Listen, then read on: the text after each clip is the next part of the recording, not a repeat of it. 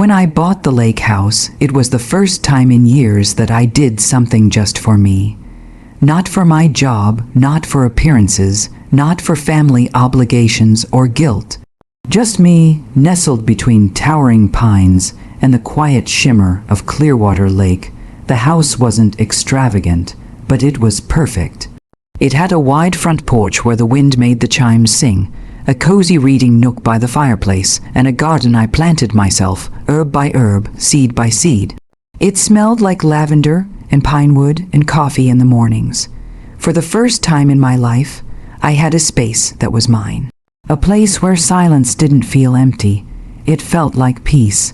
My sister, Tessa, called it adorably rustic. That was Tessa in a nutshell. Sweet on the surface, like a warm cookie fresh out of the oven, but underneath, cracks, sharp edges. She had a talent for ruining things and laughing about it later, like consequences were just rumors other people believed in. Growing up, she was the golden child with a streak of chaos. She could charm her way out of anything. I'd watch her break things, rules, hearts, even our mother's china set, and smile like it was all just a funny accident. I, on the other hand, was the fixer, the cleaner, the quiet one who made things right. So when she called and asked, "Can I borrow the lake house just for a weekend?" I hesitated. She promised it would just be her and a few friends. She said she needed a break from the city, a little digital detox. And against every instinct in my body, I said yes. Because I wanted to believe her, because despite everything, she was my sister, because I still thought maybe, just maybe, she'd finally grown up. I should have known better. The morning I handed her the keys, she looked at me with that familiar grin. "You're too uptight," she teased. "A little chaos is good for the soul." I remember laughing nervously, brushing off the chill that ran down my spine. I told her to take care of the house. I told her it meant something to me. She said, "Relax. What's the worst that could happen?" I watched her drive away with the windows down, music blaring, her sunglasses reflecting the sky like twin mirrors. And I told myself not to worry. I told myself she'd changed, but some people don't change. Some people just get better at hiding the wreckage they leave behind. I left for a work trip the next day, reassured by a few polite text messages and a photo of her holding a cup of tea on the porch. The house looked peaceful, untouched. For a few days, I allowed myself to believe the lie. I had no idea what was waiting for me when I came back. I came back on a Monday morning. The flight had been delayed twice. I was tired, my shoulders sore from carrying luggage and the weight of a stressful week. But as I turned down the gravel road that led to the lake house, something inside me lifted. I imagined the scent of pine needles, the way the morning light spilled across the kitchen counter, the quiet. I needed that silence. I didn't get it. The moment I pulled into the driveway, something was wrong. The front gate, crafted by hand, with reclaimed wood I'd sanded and stained myself, was split down the middle. Like someone had backed into it hard. There were tire marks on the lawn, deep ones, tearing up the grass I'd carefully planted. A beer can rolled toward my feet as I stepped out of the car. My stomach turned.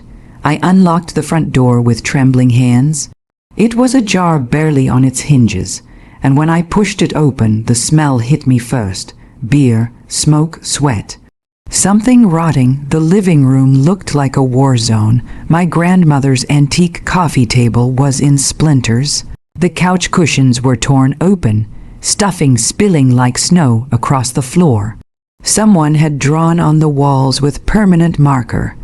Some crude graffiti, some names, some things I don't even want to repeat. My bookshelf was overturned. Most of the books were soaked or missing. The fireplace, my favorite spot, was scorched black. Someone had tried to light a fire and let it burn wild. I walked deeper in a daze. In the kitchen, the fridge door hung off its hinges, dented beyond repair. Empty bottles everywhere, sticky red stains on the counters. My hand-painted ceramic mugs were shattered on the floor. A few cabinet doors had been ripped clean off. The herb garden outside, trampled flat, dirt and broken stems in every direction. The hammock I'd hung between two pines lay in tatters in the woods. It wasn't just a mess, it was violated. And in the middle of it all, sitting on the deck with sunglasses and a margarita like it was just another summer day, was Tessa. "Hey sis," she said, smiling like this was a joke we were both in on. "How was the big corporate thing?" I stared at her. I didn't speak, I couldn't. My throat had closed up, like my body knew something my mind hadn't caught up to yet. That this wasn't an accident, this wasn't a mistake, this was deliberate. What happened here? I finally croaked. "Oh, relax," she said, sipping her drink. "We had a little get-together. It got kinda wild, but come on, it's just stuff. You always take things so seriously." Her friends, or what was left of them, were passed out on hammocks, lawn chairs, or in their cars outside. Someone had set up a portable speaker system. My neighbor's complaints suddenly made sense. The weekend she promised would be quiet and relaxing had turned into a full-on rager.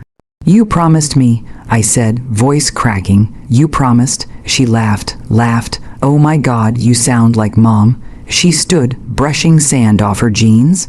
"You really think you can just buy a place like this and act like you're better than everyone else? It's a house, calm down." I don't remember what I said after that.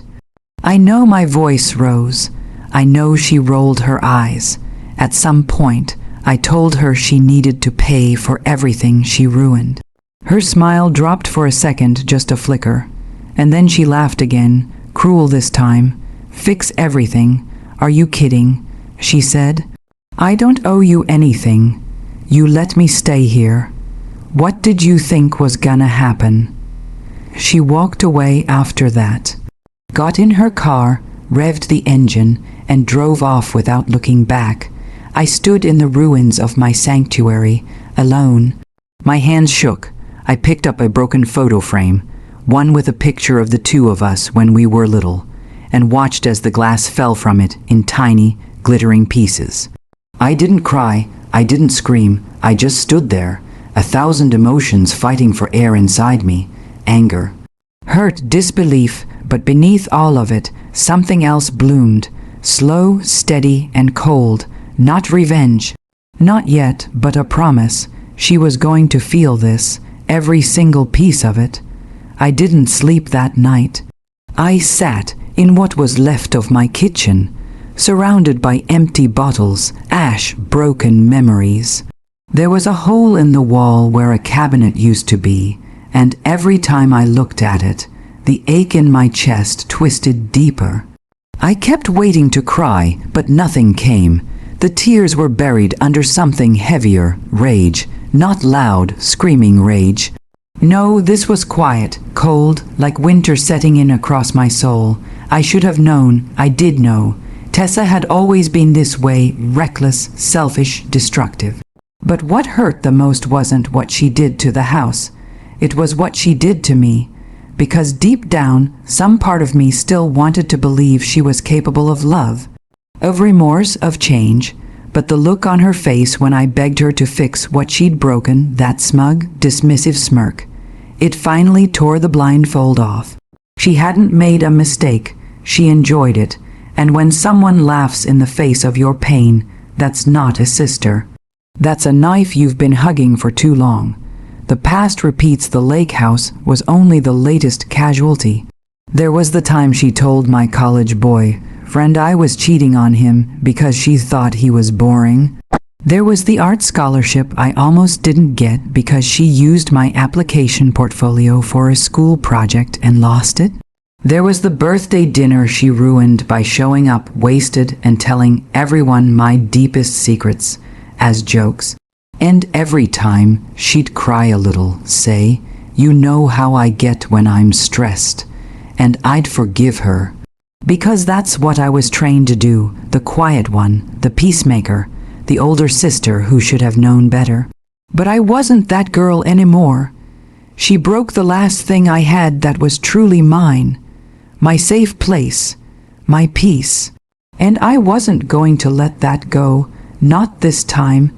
Building the case the next morning, I started collecting photos of the damage, every broken dish, every defaced wall, every shattered item, all catalogued with timestamps. I spoke to my neighbors. They had plenty to say. The loud music, the police being called twice, cars parked on their lawns, someone vomiting in their mailbox. One of them, Mr. Landry, a retired lawyer, gave me a knowing look when I asked if he'd be willing to sign a witness statement. "She's your sister?" he asked. "Yes," I said, almost ashamed. "Well," he said, "sounds like family court material." I found social media posts from the party. Tessa had tagged the location. There were dozens of stories and posts, people doing drugs, setting off fireworks, jumping off the boathouse roof into the lake. My lake? Someone had written Tessa's party palace. On my fence with spray paint. She thought I wouldn't fight back.